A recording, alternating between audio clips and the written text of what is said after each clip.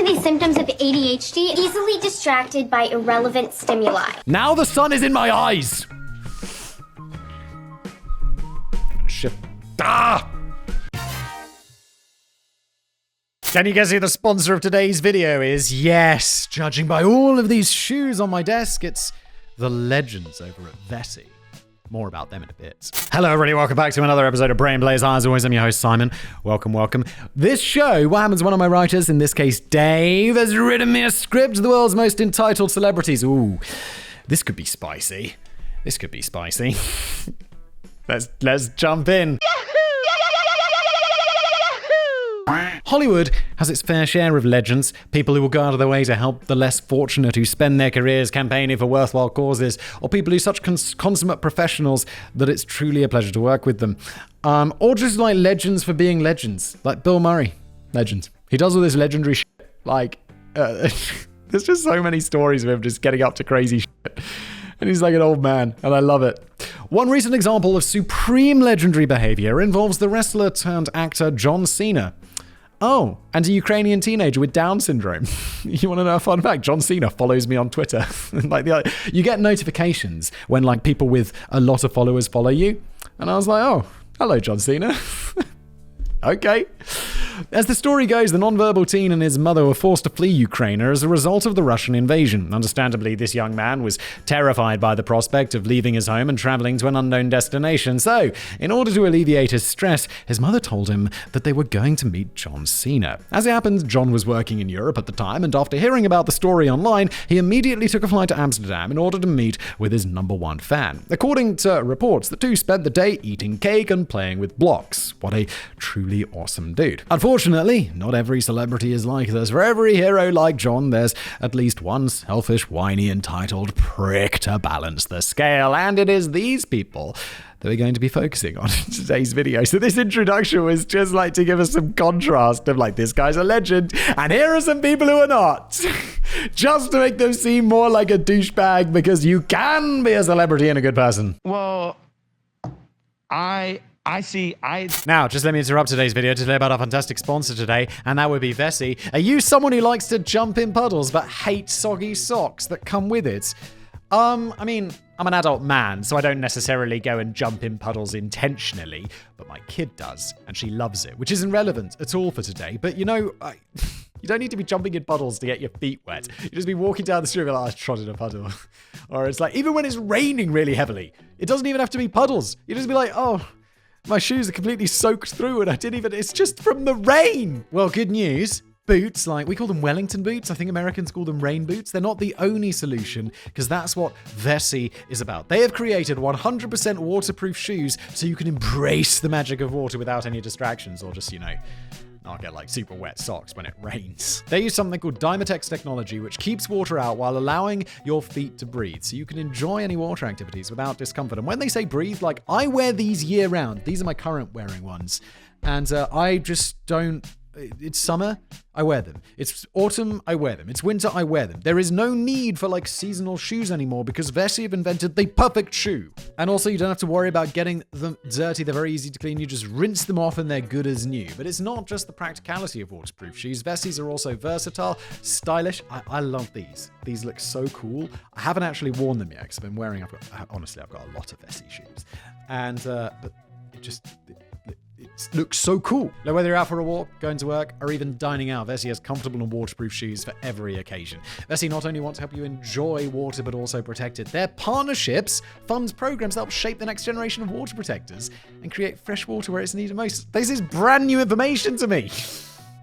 I already love Vessi, and now I love Vessi even more. Take advantage of Vessi's Memorial Day sale. You want to know a secret? I don't know what Memorial Day is, but it's a sale and it's in America. Get up to 30% off on a variety of Vessi styles available at vessi.com/blaze. And in case you missed it, you can enjoy a 15% discount on your order using the code BLAZE at checkout. Don't wait too long. Grab your Vessi shoes today.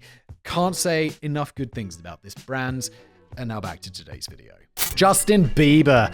Oh my God. Justin Bieber does seem like a prick, doesn't he? The stories, there's that whole like thing about him and his personal life and the women and stuff, and it's like he just comes off as a belle. Not that I care about this stuff at all. At the beginning of his career, Bieber came across as a fairly shy and humble guy, but as his popularity increased, so did his ego, and he is now one of the most annoying people in the music industry.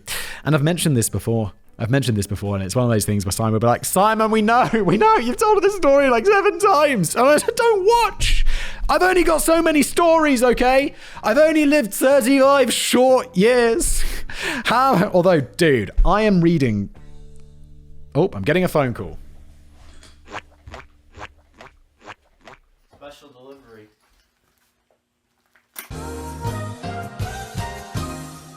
Package retrieved, let's continue. I'm sure I was telling a boring Justin Bieber story. I was in the middle of a tangent and he interrupted me. Oh yeah, and then I was telling a story about something. It was a tangent within a tangent. I don't even remember, I'm sorry. But I wanted to say, my original tangent was that I was like, I'm going to listen to some Justin Bieber's music because, I remember what my double tangent was, and I'm not going to retell it. I'm sorry, it's just not that. It's just, you're not here for this. I mean, you are, but you're also not. You might not be, I don't know. That I was like, there must be something to Justin Bieber's music because it's so popular. It's just so popular, like, unbelievably. Like, you look on Spotify and you see those numbers of listeners, and you're like, this is more listeners than any of the music I listen to, which is actually good. And so I'm like, there must be something to this. I listen to it, it's fucking garbage. It's trash. God, why do people like this? Back in my day, our music was better. Not this garbage that youngins listen to. Warble, warble, warble. Although Hollywood's portrayal of the rock and roll lifestyle might look cool and sexy on screen, in reality, continually behaving like you're the only person in the world that matters can become very boring very quickly. Here are just a few of the things that Bieber has done over the years, either to keep his name in the headlines or as a result of believing that he is now better than everybody else. The Great Wall of China. Wait, is this an entry within an entry? And I apologize for this sun. It's become spring and I have this little thing up there on my window that blocks out the sun, and it's fallen down and it's very tricky to get up there and put it back. So we're just going to enjoy a little bit of sun today. After a performance in Beijing, Bieber took the day off in order to do some sightseeing. However, rather than electing to climb the steps to the top of the Great Wall of China himself, he elected to have his bodyguards carry him. No, he didn't. Carry me up there, Jeffrey. A presenter from Phoenix Television captured Chinese opinion on the laziness perfectly when they posted, the way this Xiao Pi Hai Justin Bieber hits the Great Wall is really extravagant. For those of you not familiar with Mandarin, I wonder how many people watching this are familiar with Mandarin. I mean, it's going to be some people, in which case, ni hao. That's Mandarin, right, for hello? I think so. There's one other Chinese phrase I know. Wuxi rang shiro, which means I love to eat meat. I learned all the important phrases when I was in China. For those of you who are not familiar with Mandarin, the phrase Xiao Pi Hai refers to toilet training toddlers who were wearing open back trousers. Okay. It's very specific. Being kicked out of various venues throughout his career, Bieber has also been asked to leave countless establishments due to allegedly taking drugs, bringing prostitutes to his room, and general vandalism. Such venues include, but are not limited to, the Copacabana Palace. Oh my god, Dave, are we 3 deep? This is like, you know when you're in Microsoft Word and you're like, yeah, I want bullet points. And then you realize you want bullet points within your bullet points and it gives you the pointy arrow thing. And then it's like, oh, you want bullet points within your bullet points within your bullet points? And it gives you the bullet point with the hollowed out center. We're in celebrities who are douchebags, Justin Bieber getting kicked out of places, the Copacabana Palace.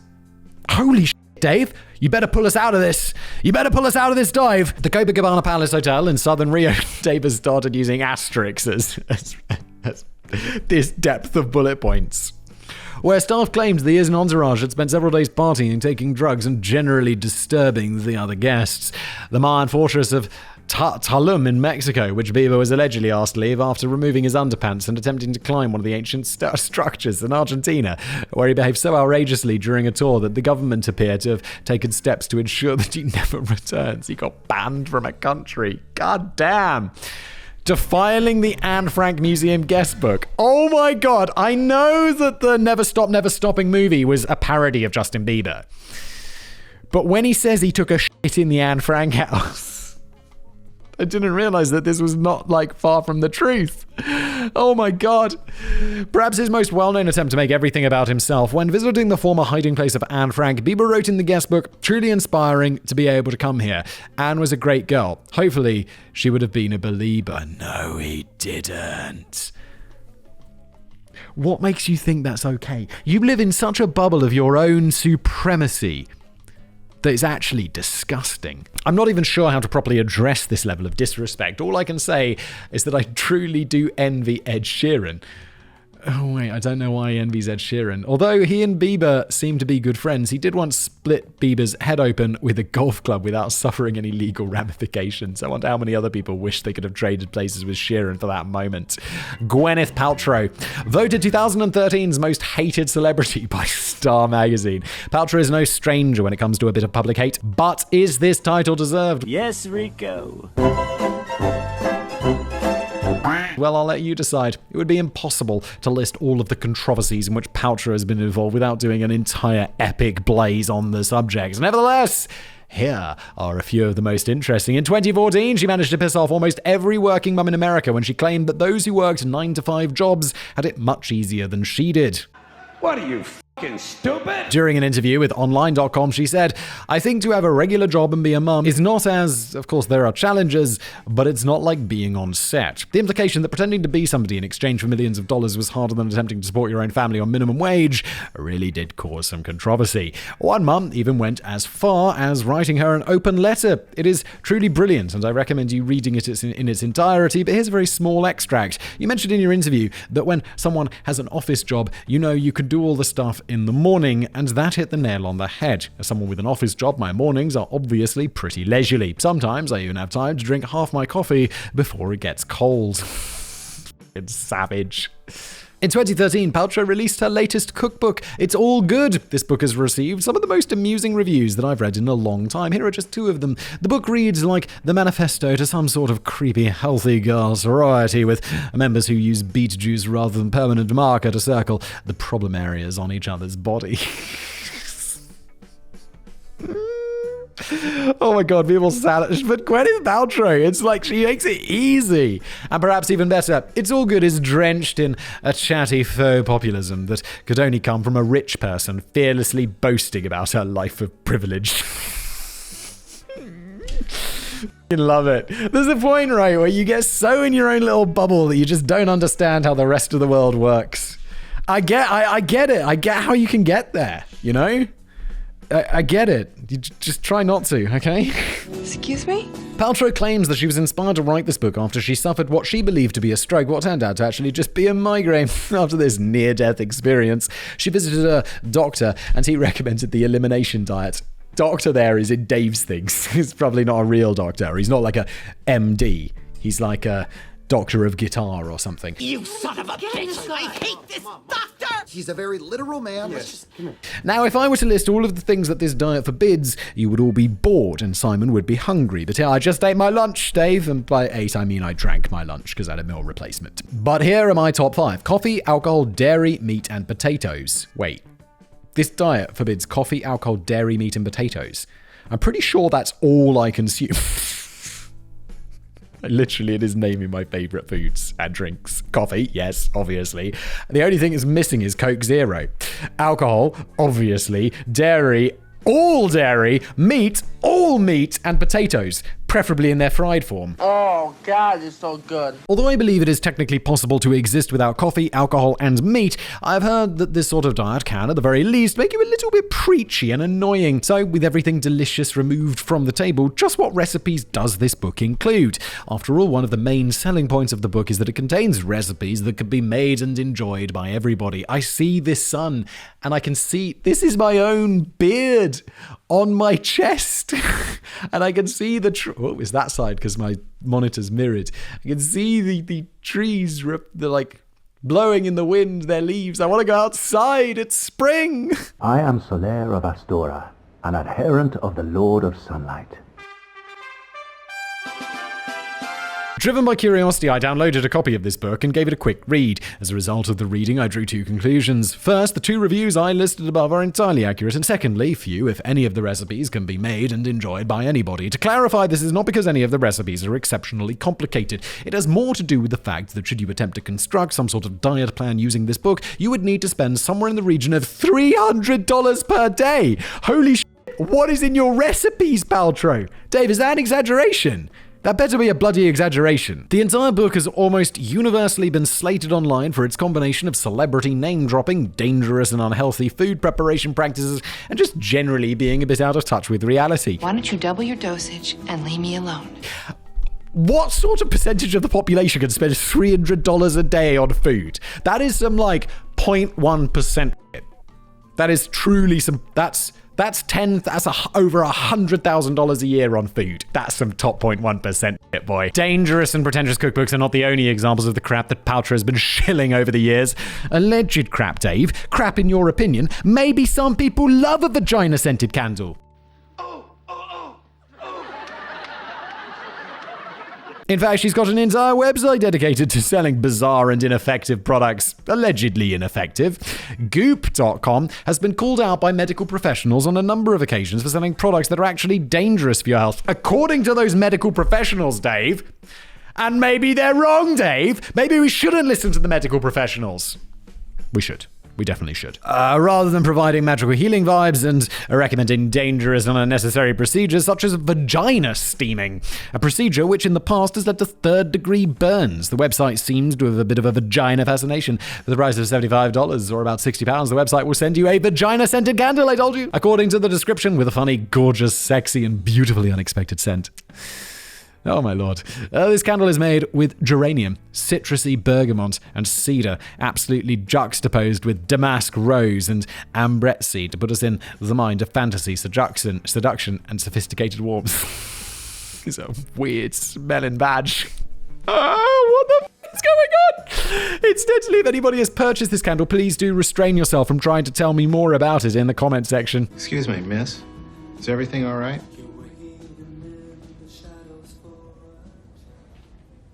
Jennifer Lopez, J-Lo. In spite of all her protestations that she is still Jenny from the block, the owner of arguably the world's most famous bum is rarely as down to earth as she would like us to believe. In fact, the mouth that is attached to the aforementioned bum is often guilty of mimicking its output. Some famous person or another said, "Don't judge a person on how they treat their peers, judge them on how they treat their subordinates." That's right, Dave! Whoops. Don't you forget it. So, let's leave to one side the countless power feuds with other celebrities that Lopez has engaged in over the years and do just that. According to several reports, she considers herself above talking to such menial people as restaurant servers and aircraft cabin crew. I am like, this really does truly surprise me, because now that, I go around and every so often someone will be like, "Hey!" Now it's like, I'm extra nice because I don't want people to be like, "Oh my God, I saw Simon, he's such a bellend." Because I don't like that. I don't want to be known as a bellend, so I'm extra nice. Bellend. And obviously Jennifer Lopez is a lot more famous than me. There are celebrities who everyone's like, this person's so awesome and nice. Why wouldn't you want to be that person? Like Keanu Reeves you think of, or who else is there? There's loads of people and they're like super nice, seen them just being super nice and kind to everyone. Don't you want to be that person? Isn't that who you want the public to think you are? Why do you want... Wow. It just surprises me.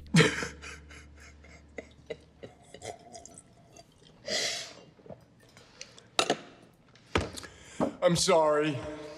One former airline employee told a reporter that when she approached Lopez and asked what she would like to drink, instead of politely responding in a way that befits a functional member of society, she turned to her assistant and had her relay the response. Personally, I would have accidentally forgotten that order on my way back to the drinks trolley. I'd have been like, wow, Jennifer Lopez, flying commercial. Not a good month, Jennifer, is it? Down times, Jenny, is it? Slumming in first class with the rest of the peasants. With the rest of the demons. In another account given by a staff member of a hotel cleaning staff, Lopez allegedly got her fired from a job for asking for an autograph. The member of staff said that she knocked on the door of Lopez's room but was sent away by two members of her security team. The following afternoon, she received a phone call telling her that a complaint had been raised against her and that her contract had been terminated with immediate effect. Okay, I don't think that one's that much of a dick move. Because it's like, yo, I'm sure it's a very nice hotel. And if you're staying in a very nice hotel, you expect a certain degree of discretion. And I understand why someone on her team would complain about this, because it's not appropriate for people at the hotel to do this. That doesn't mean you can be a dick about it, a dick to people, but for them to come to your room and ask for something like that, I feel that's stepping over a line, in my opinion. I don't think it's that bad. Now I get it, being asked for autographs all the time can get annoying. That is why I no longer wear my smash the dislike button t-shirt when I go to the bar. Nothing will be signed after the 20th of October. I'm warning you with peace and love, but I have too much to do. However, without fans, celebrities are not celebrities. Following on in a similar vein, it has been widely reported that somebody who works in her home, be that builders, contractors, or domestic help, is not allowed to talk to her or even make eye contact. It really does seem that going from having a little to having a lot really did change Jenny from the block. Jeremy Clarkson. Oh no, I like Jeremy Clarkson. Oh no. And I know he's done some stuff that's a bit much. But it's like, I don't know, I generally like him. And I know people are like, oh, Simon, he's got the bad opinions and toxic this and toxic that. And I'm like, yeah, but I don't know. He seems straightforward and he's funny. For most people, Jeremy Clarkson follows the Marmite model. I think I might be one of the few people around who doesn't think he's one of the greatest people in the world or Santa's representative here on Earth. I don't think he's one of the greatest people in the world. I just like him. While I'm certainly not his biggest fan, I probably wouldn't bother changing the channel if a rerun of Top Gear came on, certainly if the remote was out of reach. Oh no. Anyway, last week... Having said that, there are certainly events from his past that make him appear to be a whiny entitled baby. Perhaps the greatest example of this took place on the 4th of March 2015 at Simonston Hall Hotel. Having spent the day filming for Top Gear at a nearby location, Clarkson and the rest of the team returned to the hotel in search of food. According to one newspaper report, Clarkson wanted an 8-ounce sirloin steak with fondant potatoes, pan-fried wild mushrooms, grilled cherry tomatoes, and peppercorn sauce. That sounds fucking delicious. And now so do I. However, due to the lateness of the hour, the crew were informed that the kitchen had closed and they were instead offered some cold meat platters. It fell to Top Gear producer Oisin Diamond to deliver the bad news. What happened next was the subject of hours of news reporting and miles of newspaper columns of speculation. However, it was eventually reported after an independent investigation conducted by the BBC that Clarkson subjected Diamond to a prolonged verbal and physical assault and was only stopped when a nearby bystander intervened. Most unusually, although an almost infinite number of articles on the subject were produced, details of what actually happened are somewhat scarce. We do know that as a result of the attack, Diamond required a trip to the hospital. Oh my lord. During a later apology, Clarkson would say that he was wrong in that his behavior was completely inappropriate. I sometimes wonder if Clarkson writes his own apologies or whether he has a full-time member of staff on the job to help him. Given that Clarkson's career on Top Gear had already been, shall we say, somewhat eventful, he was already on his final warning for using the N-word the previous year, and the BBC... In 2014, Clarkson, I don't remember that one, but that's not okay. The BBC was left with little choice but to terminate his employment. I'm sure that the pedants among you will point out the fact that they didn't in fact fire him, but they chose not to renew his contract. And to you I say, it amounts to the same thing. Yeah. Not only is this kind of behavior obviously dreadful, it provides a fascinating insight into the mindset of a celebrity. As far as I've been able to find out, the entire crew have been made aware of the fact that the kitchen closed at 10 o'clock, and although it was nice of them to do so, they did not actually need to provide the latecomers with any food options at all. I'm sorry, Earth is closed today. It means get lost, Squidward. Listen to these symptoms of ADHD, easily distracted by irrelevant stimuli. Now the sun is in my eyes! Shit. It's so much sun. It's everywhere. I miss winter. It'll be dark already. It's 3 in the afternoon. A tendency to act without regard to consequences, often at the expense of personal safety. Sit up straight. Oh. Hello. Not only did Clarkson expect preferential treatment, when he was disabused of that expectation, he vented his childish anger on entirely the wrong person. While I accept that everybody loses their temper from time to time, I don't accept the claims of those who say that his response was justified or that his subsequent dismissal was unfair. Yeah, I mean, it doesn't seem unfair.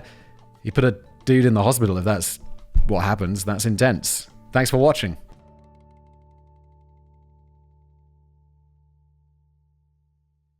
Oh, I'm getting a phone call.